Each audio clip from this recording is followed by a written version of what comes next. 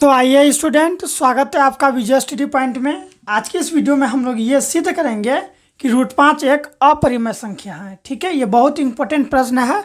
हर साल एग्जाम में रूट 5 के जगह कभी रूट 3 कभी रूट 2 कुछ भी रख के एग्ज़ाम में पूछ लिया जाता है। तो आइए अभी हम लोग ज्ञात करते हैं।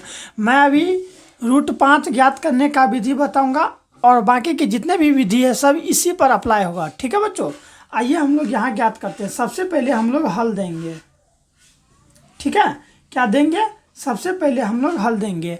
और देखिए बच्चों, यहाँ पर क्या कहा गया है कि सिद्ध कीजिए कि रूट 5 एक अपरिमेय संख्या है। जब यहाँ पर अपरिमेय दिया रहेगा तो इसका उल्टा लेके चलना है हम लोगों को। यानी यहाँ पर अपरिमेय दिया है ना, तो हम लोग परिमेय मानेंगे। लिखेंगे माना कि उल्टा लेना है बच्चों। क्या लेना है? उल्टा लेना है।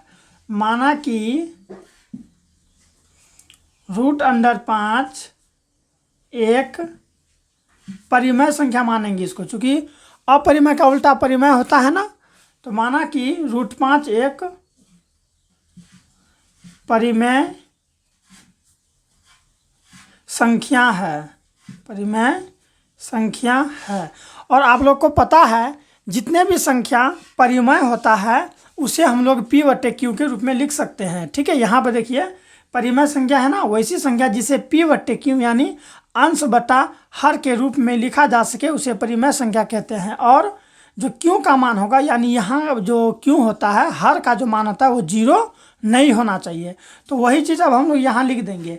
जब रूट 5 को हम परिमेय संख्या माने हैं बच्चों, रूट 5 को हम परिमेय संख्या माने हैं, तो देखिए रूट 5 है, लिख दिए।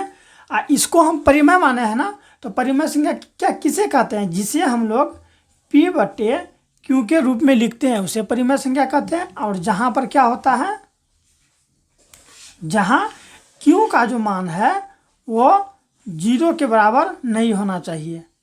ठीक है, अब देखिए हम लोग यहाँ पर लिख दिए इस तरह से। अब क्या करेंगे, तो अब हम लोग दोनों तरफ वर्ग करेंगे। ठीक है, क्योंकि सवाल आगे सोल्व करना है ना, तो इसी तरह आपको एग्जाम में लिखना है। दोनों तरफ वर्ग करने पर, वर्ग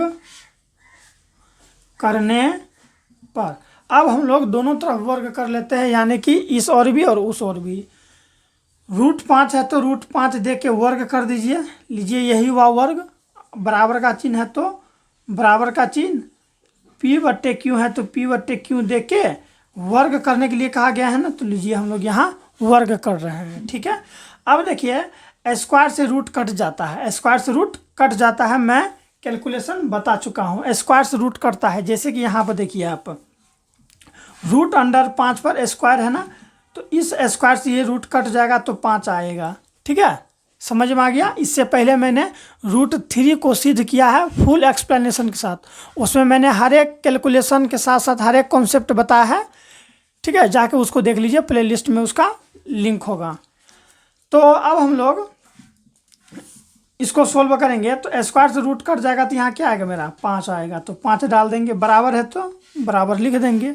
अब देखिए यहाँ क्या है, P पर भी स्क्वायर है, Q पर भी स्क्वायर है, तो यहाँ पर हम क्या लिख देंगे, P स्क्वायर और Q स्क्वायर बांट देंगे दोनों का। ठीक है, चूँकि होल स्क्वायर है ना, तो इसका मतलब ये हुआ जैसे ये पिताजी है तो पिताजी का संपत्ति, इसको अगर हम पिताजी का संपत्ति मानते हैं तो पिताजी का संपत्ति पर जो बड़ा लड़का होता है उसका भी अधिकार होता है, छोटा लड़का है उसका भी अधिकार होता है, और बराबर अधिकार होता है।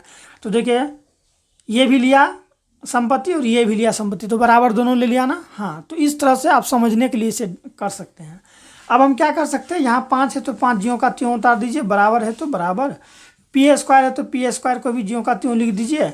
Q स्क्वायर का मतलब हुआ, यहाँ पर देखिए Q स्क्वायर, किसी भी चीज़ पर स्क्वायर का मतलब होता है उस संख्या को 2 बार लिखना। तो देखिए हम लोग इसे 2 बार लिख दिया ना।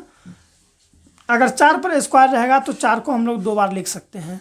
अगर 5 पर स्क्वायर रहेगा तो हम लोग 5 को 2 बार लिख सकते हैं। ठीक है, तो यहाँ पर Q पर स्क्वायर है तो हम लोग नीचे वाला को क्या कर लेते हैं, तोड़ लेते हैं, यानी कि Q गुना Q आ गया ना।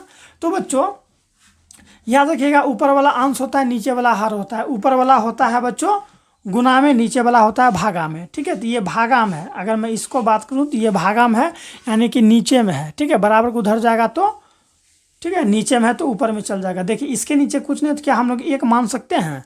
बिल्कुल मान सकते हैं। तो यहाँ देखिए 5 है तो 5, और ये नीचे में है, अगर वहाँ ऊपर भेज दिए तो गुना के रूप में होके ऐसे टूट हो जाएगा, ठीक है। बराबर क्या हो जाएगा, p² बटे देखिए एक उधर गया तो नीचे क्या बच गया, क्यों बच गया ना, आपको समझ में आ गया होगा, ठीक है। तो इसी तरह से हम लोग यहाँ कर लेंगे। अब हम लोग क्या देंगे, देखिए 5 को जब हम क्यू से गुना करेंगे तो हो जाएगा मेरा 5q, हो गया ना 5q, बराबर है तो बराबर, यहाँ क्या हो जाएगा p² बट्टे q, p² बट्टे q। तो जब हम लोग यहाँ तक सोल्व किए तो देखिए आपको एक चीज़ और याद रखना होगा, जो पूर्णांक होता है ये याद रखिए आप, पूर्णांक है ना वो बराबर नहीं होता है भिन्न के, यानी कि जितने भी पूर्णांक संख्या है वो भिन्न के बराबर नहीं होता है। अगर फुल समझना है, पूरा वीडियो अगर एक्सप्लेनेशन के साथ समझना है तो मैंने वहाँ समझा रखा है, इसीलिए मैं यहाँ पर उतना नहीं समझा रहा हूँ। पूर्णांक जो है बच्चों वो भिन्न के बराबर होता है, याद रखना आपको, ये पूर्णांक भिन्न के बराबर कभी भी नहीं होता है, ठीक है। पूर्णांक भिन्न के बराबर कभी भी नहीं होता है।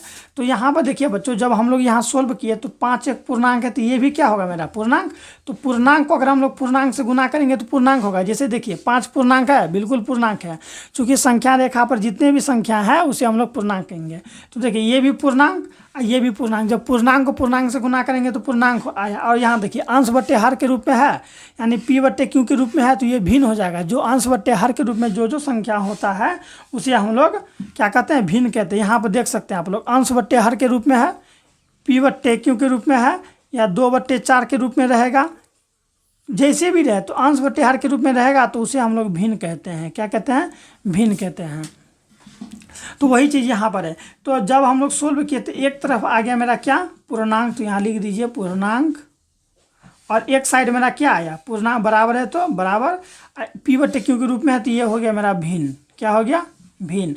तो हम लोग गौर किया कुछ, पूर्णांक भिन्न के बराबर होता है क्या, मैंने अभी तुरंत कहा था कि पूर्णांक भिन्न के बराबर नहीं होता, तो लिखेंगे पूर्णांक बराबर भिन्न असत्य है। क्या है बच्चों, असंभव है, ये लिखिए असंभव, असंभव है। असंभव क्यों है, क्योंकि बच्चों पूर्णांक और भिन्न कभी भी बराबर नहीं होता है। तो हम लोग यहाँ लिखेंगे जो कि, ठीक है, लिखेंगे जो कि सत्य नहीं है, जो कि यहाँ लिख देना, भिन्न असंभव है जो कि सत्य नहीं है। अतः हमारी मान्यता, आपको इस तरह से लिखना है घर वहाँ पर एग्ज़ाम में, ठीक है। आप बराबर देके लिखिए, जैसे भी लिखना है। अतः हमारी, अभी रुक जाइए बच्चों 1 मिनट।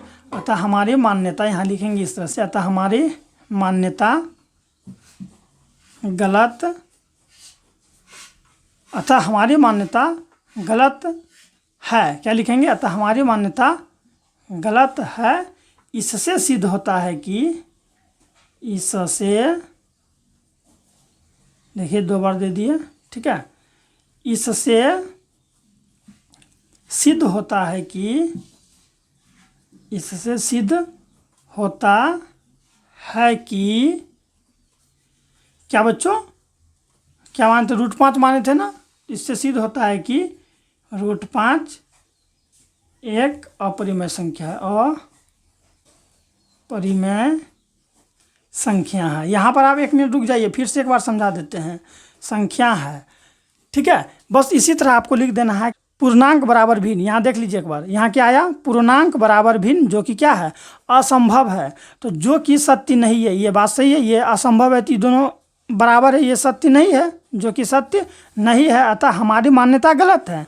हम जो माने थे यहाँ पर, यहाँ देखिए हम यहाँ क्या माने थे कि √5 एक परिमेय संख्या है, यही माने थे ना कि √5 एक परिमेय संख्या है। तो हम लोग वही यहाँ पर लिख दिए कि अतः हमारी मान्यता गलत होती है और इससे सिद्ध होता है कि √5 एक अपरिमेय संख्या। और आपको यहाँ ये समझना होगा, देखिए तब आपको पूरा समझ में आएगा। हम लोग इसको माने परिमेय संख्या, यहाँ देखिए जब हम लोग इसे √5 को जब हम लोग परिमेय संख्या माने, तो परिमेय संख्या का रूल कहता है कि जब ये परिमेय संख्या है तो p/q के रूप में होगा, p/q के रूप में होगा ना जी, यानी अंश बट्टे हर के रूप में रहेगा। यानी जब इधर बराबर तो इधर भी बराबर, यानी जब ये परिमेय संख्या है तो परिमेय संख्या को हम लोग p/q के रूप में लिख सकते हैं। ये रूल कहता है कि परिमेय संख्या को हम लोग p/q के रूप में लिख सकते हैं। तो जब हम लोग इसे p/q के रूप में लिखें तो जब इसे सोल्व करते हुए नीचे आए तो यहाँ पर भी बराबर होनी चाहिए, दोनों तरफ बराबर होनी चाहिए। अगर यहाँ पूर्णांक आए तो यहाँ पर भी पूर्णांक आना चाहिए, अगर यहाँ भिन्न आए तो यहाँ पर भी भिन्न आना चाहिए, लेकिन दोनों तरफ देखिए बराबर नहीं आया, इसलिए हम कहेंगे जो कि असंभव है। और हमारी मान्यता क्या गलत होती है? गलत होती है। इससे सिद्ध होता है कि √5 क्या है? एक परिमेय संख्या। और देखिए बच्चों, ये नीचे का जो लाइन है ना, अलग अलग टीचर अलग अलग बताएंगे, तो आप इस तरह से लिख सकते हैं कि पूर्णांक बराबर भिन्न असंभव है, अतः हमारी मान्यता गलत होती है। इससे सिद्ध होता है कि √5 एक अपरिमेय संख्या। आप लोग यहाँ पर भी लिख सकते हैं, ये लाइन आप हटा भी सकते हैं, ये लाइन, ठीक है। मैं इसको ऐसे कर दूँ क्रॉस, अगर आप ये लाइन हटा भी दीजिएगा तो भी काम चल जाएगा। जितना शॉर्ट लिखिए कम समय लगेगा। ठीक है बच्चों, मिलता है नेक्स्ट वीडियो में इसी तरह का। अगर ये भी रहेगा तो कोई दिक्कत नहीं है।